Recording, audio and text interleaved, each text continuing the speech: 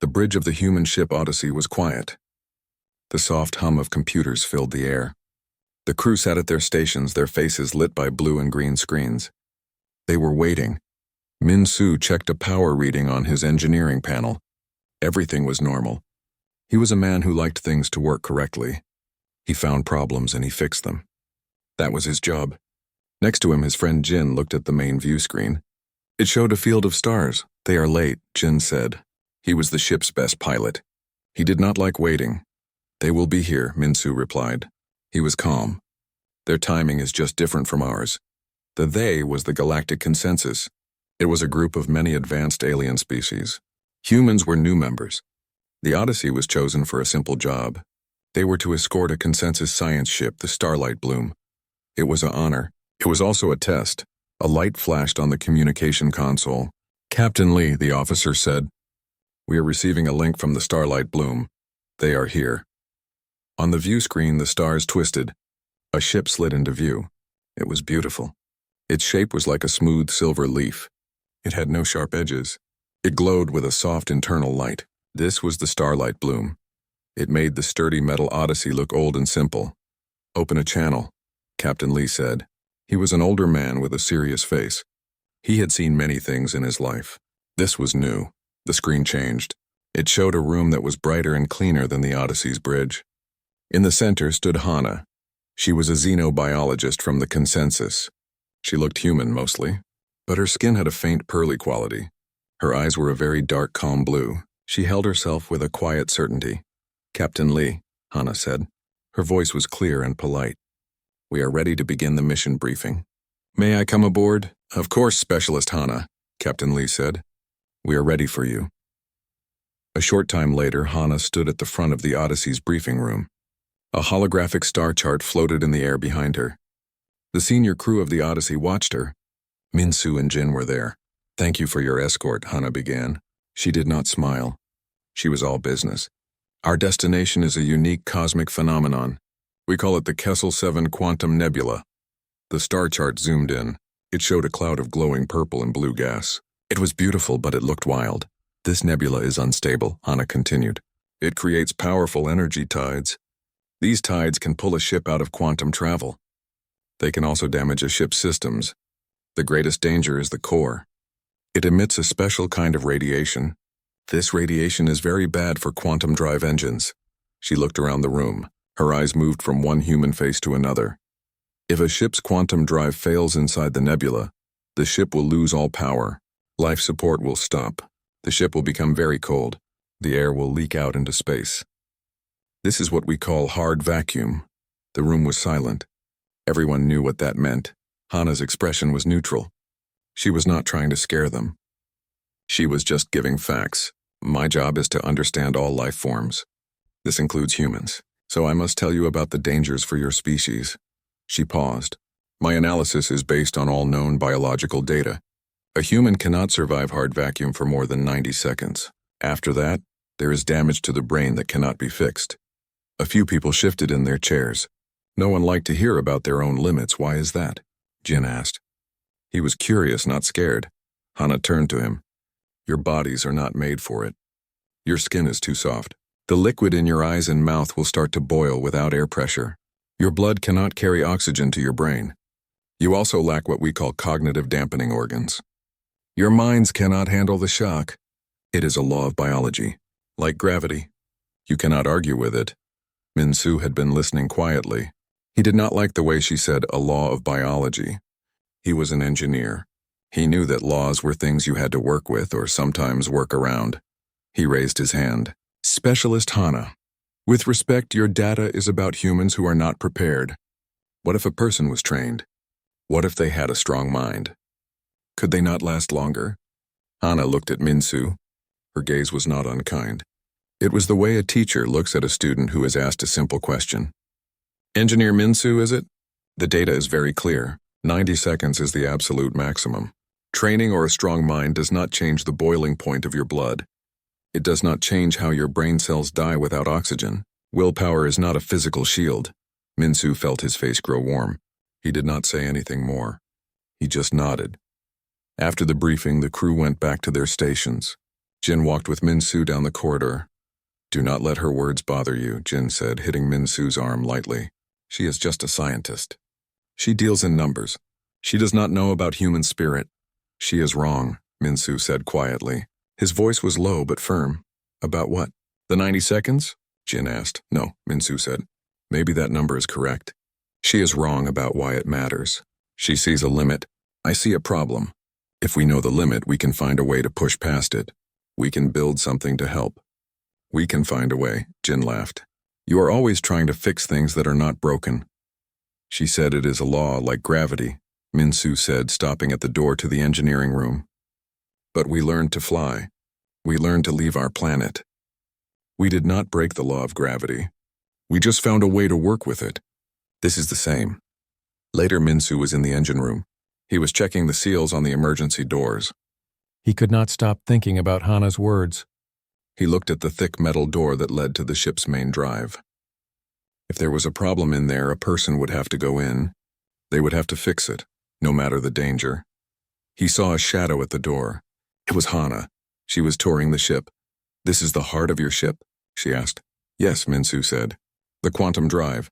"It is robust," she said. She looked at the machinery without much interest. "It is strong," Min-Su said. "It will get us there." Hana looked at him. "Engineer Min-Su, I hope my briefing did not upset you. My goal is only safety.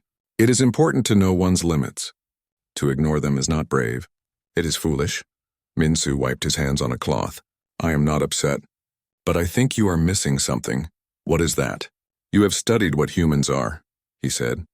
"But you have not studied what humans can do when we have to. That is a different kind of data. You cannot put it in a report." Hana gave a small, polite smile. It was the first emotion she had shown. It was not warm. It was pitying. "What you call can do is just hope. Hope is a feeling. It cannot change the laws of the universe. Remember 90 seconds. That is all you have if the void touches you."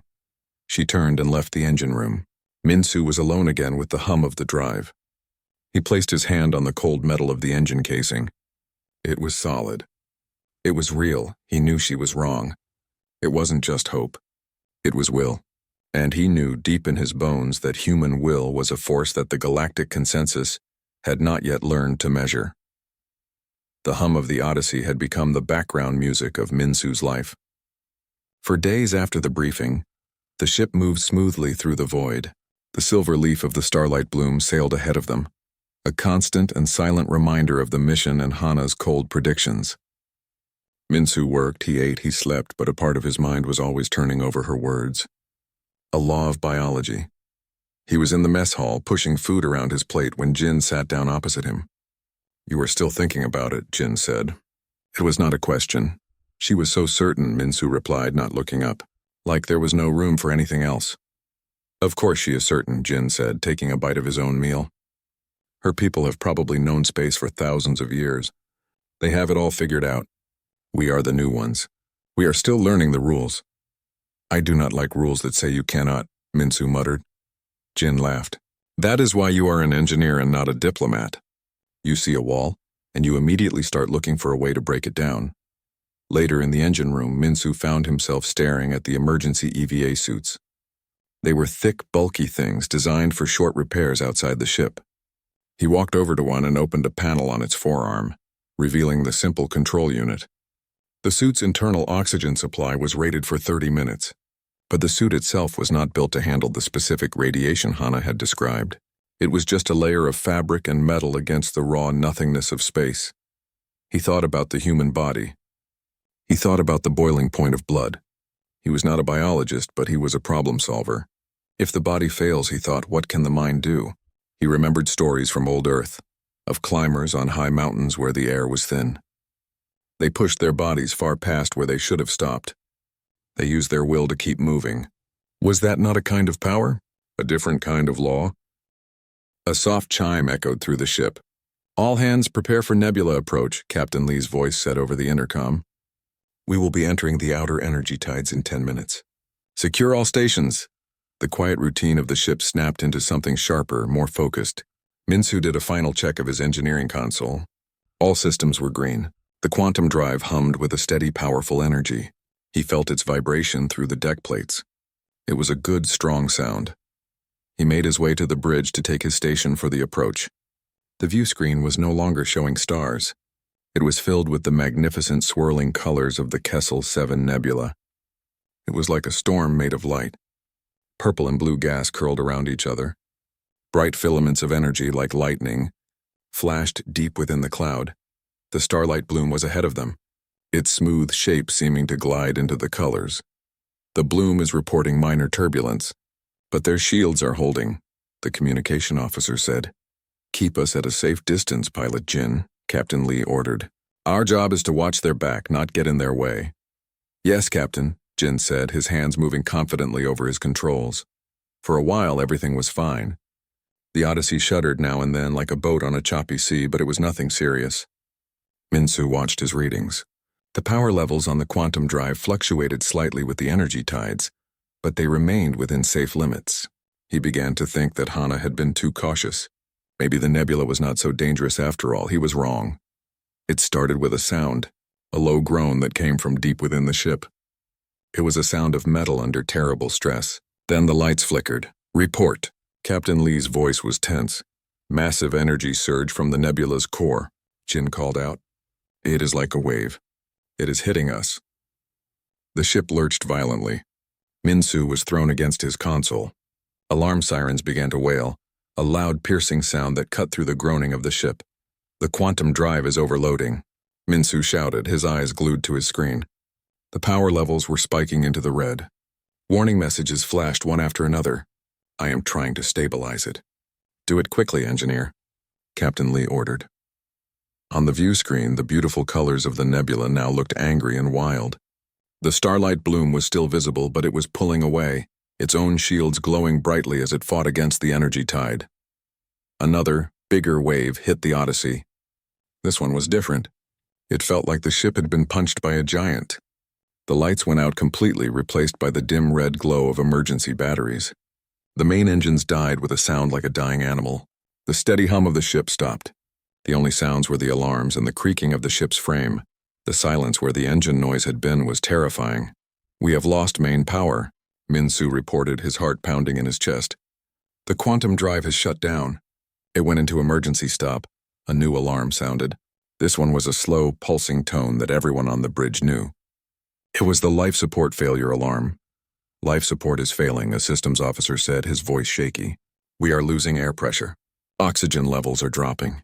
Captain Lee's face was grim in the red light. How long? Maybe 15 minutes before the air is too thin to breathe. Less if the hull is breached. The order came, calm but urgent. Abandon ship.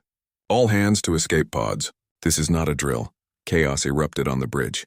Crew members unbuckled themselves and ran for the exits. Their training took over, but fear was in their eyes. Jin jumped from his pilot's chair and grabbed Minsu's arm. Come on, the pod bay is this way. Minsu let himself be pulled for a few steps, but then he stopped. His engineer's mind was still working, looking at the problem. The quantum drive had not just shut down. It had been forced into an emergency stop. That meant the core was unstable. If it went into a full breach, it would not just destroy the Odyssey. The explosion would be enormous. It would engulf the starlight bloom too. Hana and her crew would die.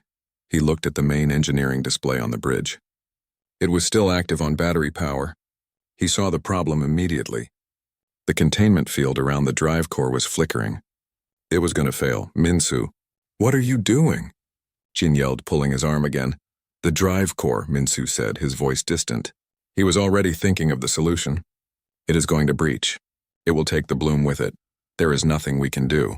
The core is sealed. It will be a vacuum in there by now. The manual override, Minsu said, turning to look at his friend. In the core chamber. I can trigger a hard containment seal from there. It will isolate the core completely. It will stop the breach. Jin's eyes widened in horror. That is in the core chamber. You heard the alarm? There is no air in there. It is a death sentence. It is a choice, Minsu said quietly. He made his decision. He shoved Jin hard, pushing him toward the corridor that led to the escape pods. Go, get to a pod. No. I will not leave you. That is an order, pilot, Minsu shouted, using a voice Jin had never heard from him before. It was a voice of absolute command. Get our crew out of here. With that, Minsu turned and ran in the opposite direction toward the engineering deck. He heard Jin shout his name once more, but he did not look back. The halls of the ship were dark and cold. The air already felt thin. He reached the heavy blast door that led to the main engineering room. He typed a code into the panel. The door slid open and he stepped through, then sealed it behind him. He was alone. The room was a mess. Panels had blown off the walls. Wires hung down from the ceiling. In front of him was the large circular door of the airlock that led to the quantum drive core. The warning light above it was red. The chamber beyond had no air. Minsu walked to a locker on the wall. He opened it and pulled out an emergency vacuum suit. It was not as good as a full EVA suit. It was just a thick sealed overall with a simple bubble-like helmet and a small oxygen tank. It was meant for very short emergency repairs. It would give him minutes, not hours. He put it on as quickly as his shaking hands would allow. He connected the oxygen hose. The helmet sealed with a hiss. The sound of his own breathing was loud in his ears. He stood before the airlock door. He thought of Hana's voice. 90 seconds. He pressed the button to open the inner door. It slid open. He stepped into the small dark airlock. The door closed behind him. He was now trapped in a tiny metal box between the ship and the void. He took a deep final breath of the ship's thinning air from his tank. Then he pressed the button to open the outer door to the drive core. There was a loud, roaring sound as the last of the air in the airlock was sucked out into the vacuum. Then silence. A complete and absolute silence he had never experienced before. The outer door opened fully. He was looking into the heart of the dead ship. The quantum drive core was a massive dark metal ring in the center of the large circular chamber. A few emergency lights cast long, scary shadows. Tiny flakes of frost formed from the moisture in the air, floated everywhere like snow. Minsu pushed off from the airlock doorway, floating into the silent, airless, and freezing void. The silence was the first thing. It was a heavy, thick silence that pressed in on Minsu's ears. On the bridge there had been the sound of alarms, of people shouting, of the ship groaning. Here there was nothing. The airless chamber carried no sound at all. It was more quiet than anything he had ever known. The cold was the second thing. It bit into him through the thin material of the emergency suit. It was a deep space cold that started to steal the heat from his body right away. He could feel it on his skin, a sharp sting that promised to get worse. He floated weightless in the center of the large circular room. The massive quantum drive ring loomed in front of him, dark and dead. The only light came from a few small red emergency lamps on the walls. They made long, dancing shadows as he moved. Tiny pieces of frost, like frozen dust, floated all around him. They glittered in the dim red light. His training took over. Move. You have to move. He was not used to moving in zero gravity without magnetic boots. He flailed for a moment, his arms and legs pushing at the empty air. It was like swimming in nothing. Finally, he managed to grab a handhold on a bundle of thick cables. He pulled himself along, hand over hand, toward the emergency override panel. It was on the far wall, a small, unremarkable box with a protective cover. His body was already complaining. His head felt light. The suit was not good. It was already getting harder to breathe. The small oxygen tank was not made for hard work. It was made for waiting for rescue. He was not waiting. He was working. He reached the panel. His fingers were cold and clumsy. He fumbled with the latch on the clear cover. It was stiff. He pulled harder. It snapped open. Inside were a series of old-fashioned manual switches and a large red button. This was the last resort. It would fire explosive bolts to physically separate the drive core from the rest of the ship, sealing it inside a shell of thick metal. It would save the Odyssey and the Starlight Bloom, but it could only be done from here. He reached for the first switch. He had to flip 3 of them in the right order, and then press the red button. It was a simple sequence, but nothing was simple now. He flipped the first switch. A small green light lit up next to it. Good. He moved his hand to the second switch. As he did, his elbow bumped against the wall. The movement pushed him backwards, away from the panel. He was floating again, drifting into the middle of the room. Panic, cold and sharp, rose in his chest. He fought it down. No, do not panic. That will use your air faster. He kicked his legs and waved his arms, trying to swim back to the wall. It was slow and difficult. Every movement felt wasted. He was breathing heavily now. The sound of his own gasps was loud inside his helmet. He could see his breath fogging the inside of the visor. He remembered Hana's words. Her calm, sure voice. A human cannot survive hard vacuum for more than 90 seconds. The memory did not make him feel weak. It made him feel angry. It was a hot, clean anger. It burned away some of the cold. You are wrong, he thought. You are counting seconds.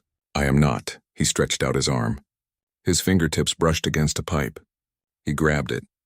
He pulled himself slowly and carefully back to the panel. His heart was pounding in his ears. How long had it been? A minute? 2? He did not know. Time felt strange and stretched out. He got his feet against the wall to brace himself. He would not drift away again. He reached for the second switch. He flipped it. Another green light. 2 were done. He moved to the third and final switch. He put his frozen fingers on the small plastic lever. He pushed it. Nothing happened.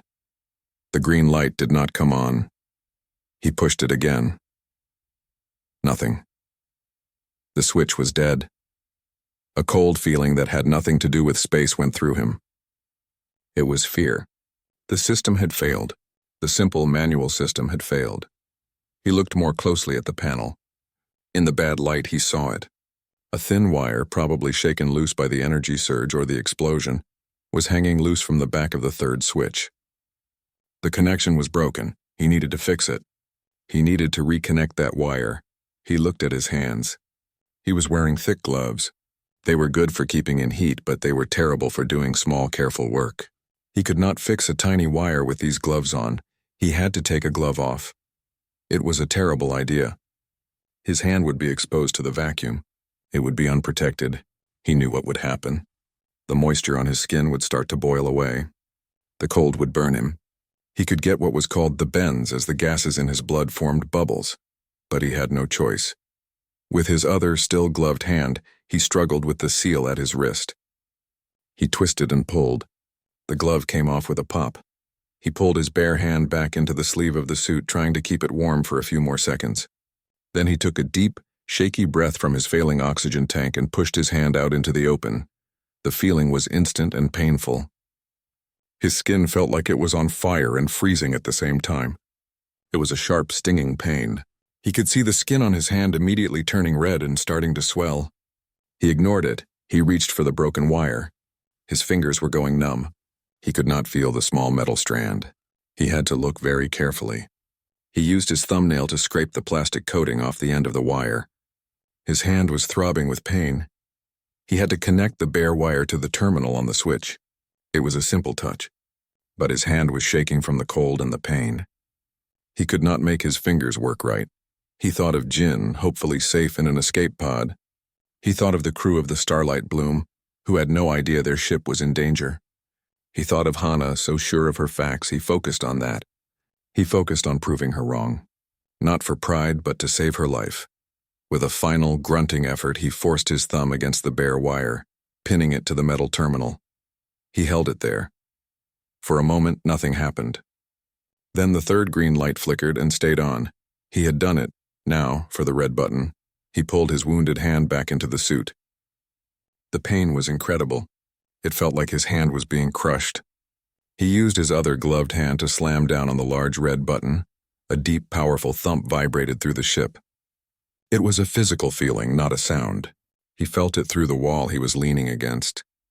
On the other side of the chamber, huge metal shields slammed shut, completely enclosing the quantum drive core. The breach was contained. The danger was over. He had succeeded. But now the energy from his anger was gone. The fight was over. The cold rushed back in worse than before. He was so tired. His oxygen was almost gone. Each breath was a struggle. The fog on his visor was getting thicker. The darkness at the edges of his vision was growing. He was drifting again, slowly turning in the middle of the dark, cold chamber. He had stopped the explosion, but he was trapped. There was no one to help him. The escape pods were gone. The ship was dead. He had proven he could work in the void for longer than 90 seconds. He had fixed the problem, but it seemed the void would claim its victory anyway. His thoughts became slow and muddy. He was so cold. It would be easy to just close his eyes, to stop fighting. Then a tiny stubborn thought pushed its way through the fog in his mind. It was a simple thought. I proved her wrong. It was not enough to save him, but it was enough. He had done what he set out to do. He had pushed past the limit. As his eyes started to close, his gloved hand fumbled at his suit's control panel on his chest. His movements were weak and uncoordinated. He was not even sure what he was trying to do. His fingers found a small recessed button. It was the suit's emergency distress beacon. It would send out a weak signal, a final cry for help into the silent ship. He did not have the strength to press it properly. He just laid his hand over it and let the weight of his arm push it down. A small light on the panel lit up, blinking slowly. Then Minsu's world went dark, and the cold took him completely. The bridge of the Starlight Bloom was a place of calm order. The energy surge had been strong, but their advanced systems had weathered the storm. The ship was safe. Hana stood at her science station, watching the data from the nebula. Her face showed no emotion. The main view screen showed the human ship, the Odyssey. It was dark and silent. It floated lifelessly in the colorful gas cloud. A few escape pods, like tiny metal seeds, drifted away from it. The human ship has lost all power, a crew member reported. We are reading multiple system failures. Life signs are 0. Hana nodded slowly. It was a tragedy, but it was not a surprise. The Odyssey was a weaker ship. The humans were a younger species. They had reached for the stars before they were fully ready. This was the result. I am detecting no quantum drive radiation, she said, checking her own scanner. The core did not breach. That is, fortunate for us. If the core had exploded, the bloom would have been damaged, maybe destroyed. The humans had somehow contained the disaster as their ship died around them. It was a competent final act. Then the door to the bridge slid open. Jin stood there. His uniform was torn. There was a cut on his forehead. His eyes were wild. 2 of the Bloom's crew stood behind him, looking unsure. Specialist Hana, Jin said, his voice loud in the quiet room. You have to help him. He is still on that ship. Hana turned to look at him. Her expression was calm, but her eyes were careful. Pilot Jin, you are safe. That is good. But your ship is dead. Our scans show no life signs. The vacuum and the cold. I am sorry. No, Jin shouted, stepping forward. You do not understand. Minsu, he stayed behind. He went to the drive core to stop the breach. He is there. A few of the alien crew members exchanged glances. Their faces showed pity. They had seen this kind of hope before. It was the hope that refused to accept facts. Hana's voice was soft but firm. Pilot Jin. The drive core chamber would have lost air first. It would have been a vacuum. You heard my briefing. No human can survive that. If he went in there, he is gone. I am sorry for your friend. Jin's shoulders slumped. He looked from Hana's sure face to the view screen, to the dark and dead Odyssey. He knew what she said made sense. It was logical. But he knew Minsu. Logic was not everything. He walked slowly to the main sensor console. He pointed a shaking finger at the screen. Scan it again, please, not for life signs. Scan for power. For a signal, anything. He is an engineer. He would have tried something. The sensor operator looked at Hana. She gave a small, slow nod. It was a useless gesture, but it would help the human with his grief. To see the final proof, the operator ran the scan. The screen filled with complex data, reading residual battery power in some systems. No energy signatures, no communication signals. It is a ghost ship. Jin closed his eyes. The hope was draining out of him, replaced by a cold, hard sadness. Then the operator tilted his head. Wait.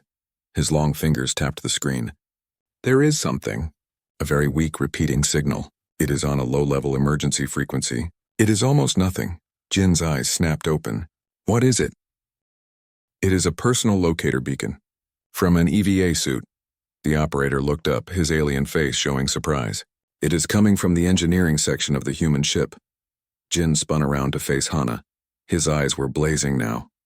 You see. That is him. That is his suit. He is alive.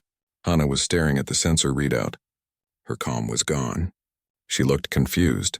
This was not possible. The data was clear. The ship had been without air for over 8 minutes. The temperature in there was close to absolute 0. That cannot be, she said quietly. The exposure time. It is impossible. Your data is wrong, Jin shouted, his voice full of a fierce joy. He is proving you wrong right now. He is in that void and he is alive. Now are you going to help me get him? Or do I have to take a shuttle myself? Hana did not answer for a moment. She was a scientist. She believed in facts. But the fact was, a signal was coming from a place where no signal should be. The impossible was happening. She made a decision. She turned to the captain of the Starlight Bloom. Captain, we must launch a rescue shuttle immediately. The rescue shuttle was small and fast. Jin and Hana were inside, along with 2 of the Bloom's medical crew. The flight was short, but it felt like a lifetime. Jin paced in the small space. Hana sat perfectly still, watching the Odyssey grow larger in the front window. They docked with the human ship at an emergency airlock. The door opened into darkness and cold. The air was thin and stale. They wore simple breathing masks. His signal is coming from the main drive core chamber, Jin said, checking a portable scanner. They moved quickly through the dark, cold halls of the dead ship. Their footsteps echoed in the silence. They reached the heavy blast door for the engineering room. It was sealed. Jin had to use a laser cutter from the shuttle to burn through the lock. The door slid open. The room was a wreck. Everything was covered in a thin layer of frost, and there was the airlock door to the drive core. The warning light was still red. The chamber is still a vacuum, Hana said, checking a panel on the wall. He cannot be in there. The signal must be wrong. The signal is not wrong, Jin said. He pointed to a small light on the airlock control panel. It was blinking green. The outer door was opened. Someone went in. And the inner door is not locked. We can open it. If we open that door, we will decompress this room, one of the medics said. We have masks, Jin said. It will be fast. We get in, we get him, we get out. Hana looked at the blinking green light. Someone had opened that door from this side. Minsu had gone in. And the beacon was still active. The facts were adding up to an impossible conclusion. Do it, she said. Jin hit the button. The inner airlock door slid open. There was a loud roar as the air from the engineering room rushed into the vacuum of the drive core. Papers and loose tools flew off tables and were sucked into the dark chamber. The wind was strong for a few seconds, and then it stopped. The pressure was equalized. Jin was the first one in, shining a powerful light into the darkness. The beam swept across the massive, silent drive ring. It moved over the walls, over the pipes, and then it found him. Minsu was floating in the middle of the large room. He was curled up slightly like a sleeping child. His body was perfectly still. He was covered in a white frost. He looked like a statue made of ice. Minsu! Jin cried out. He pushed off from the doorway, floating toward his friend. The medics followed, moving quickly in the zero gravity. They reached Minsu. One of them pressed a medical scanner against his chest. He is in cryogenic shock. His heart is beating, but it is very, very slow. He is alive. Jin let out a sob of relief. He helped the medics gently guide Minsu's frozen body back toward the airlock. Hana was still standing by the door. Her eyes were not on Minsu, but on the emergency override panel on the far wall. She could see the open cover. She could see the 3 green lights. She could see the large red button that had been pressed. He had not just survived. He had completed a complex task. He had fixed a problem and activated a system. He had saved both of their ships. The medic's words echoed in her mind. He is alive. As they carried Minsu's still form past her, she looked at his frozen face. He did not look like a hero. He looked like a dead man. But the scanner said he was alive. He had been in the void for over 8 minutes. He had been in a place where he should have died in 90 seconds. Her certain world of data and laws felt like it was breaking apart. She had been so sure. She had looked at Jin with pity. Now she looked at Minsu with something new. It was not pity. It was not even just respect. It was awe. She followed them back to the shuttle, her mind racing, trying to find a new place for this new, impossible fact. A human had survived the void. The medical bay of the Starlight Bloom was a quiet, clean place. It smelled of clean air and something faintly antiseptic. Minsu lay on a soft bed, surrounded by machines that glowed with soft lights. Clear tubes ran from the machines to his arms. A warm blanket covered him up to his chest. He had been asleep for a long time. The doctors had called it a medically induced coma. His body needed to heal slowly without the stress of being awake. The cold of the void had hurt him badly. There was damage to his skin, especially on his right hand. There was damage to his blood vessels. His lungs had been stressed, but he was alive. When he finally woke up, it was slow. First, he heard the quiet beeping of a machine. Then he felt the softness of the bed under him. He felt warm. That was the strangest thing. He was so used to the cold, he opened his eyes. The light was soft. He saw a white ceiling, a face moved into his view. It was Jin. His friend was smiling, but his eyes were red like he had been crying. "Hey," Jin said, his voice a little rough. "You decided to come back." Minsu tried to speak. His throat was dry. It came out as a whisper. "The ship? The Odyssey is safe. Towed to a station for repairs. The crew is safe, everyone, thanks to you." Minsu closed his eyes again. A deep sense of relief washed over him. He had done it. He let out a long, slow breath. Days passed. Minsu grew stronger. He could sit up. He could eat real food. The doctors were amazed by his recovery. They said his will to live was as important as their medicine. One afternoon, he was sitting in a chair by a large window, looking out at the stars. The door to his room slid open. It was Hana. She stood there for a moment as if she was not sure she should come in. She was not holding a data slate. She was not here to take notes. She was just herself. "May I come in?" she asked. Minsu nodded. "Yes." She walked in and stood near the window, not too close to him. She looked out at the stars for a while, not speaking. The silence was not uncomfortable. It was thoughtful. Finally, she turned to look at him. "How are you feeling?" "Better," he said. "Warmer," a small smile touched her lips.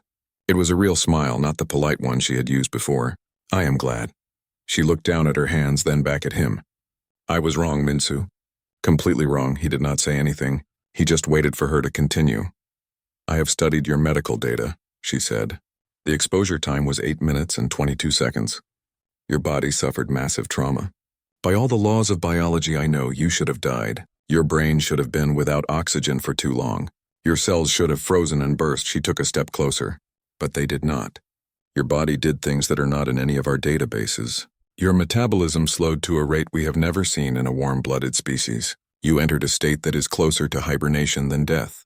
You conserved the last bits of oxygen in your blood for your brain and your heart. You rewrote the rules in there." Minsu looked at his bandaged hand. "I did not think about any of that. I just thought about the next thing I had to do.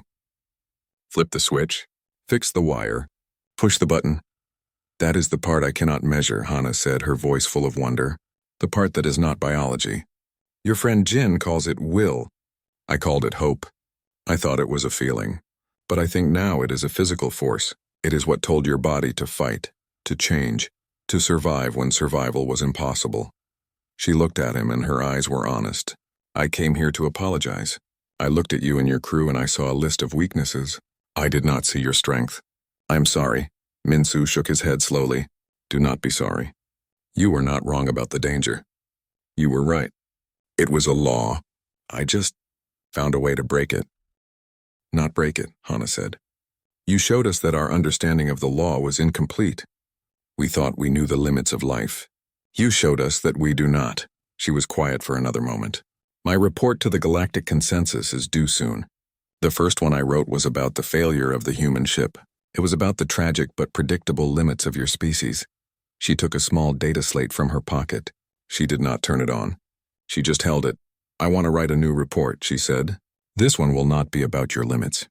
It will be about your potential. It will be about the engineer who survived the void because he refused to accept a number. It will be about the fact that humanity might be one of the most resilient species we have ever met." She offered the data slate to him. "But I cannot write it alone. I do not have the right words. I was not in that room with you. I did not feel the cold. I do not understand that will." Minsu looked from the data slate to her face. She was not the cold, certain scientist from the briefing room anymore. She was someone who had seen something amazing and wanted to understand it. She wanted to learn. He thought about it. He thought about the cold and the dark. He thought about the pain in his hand.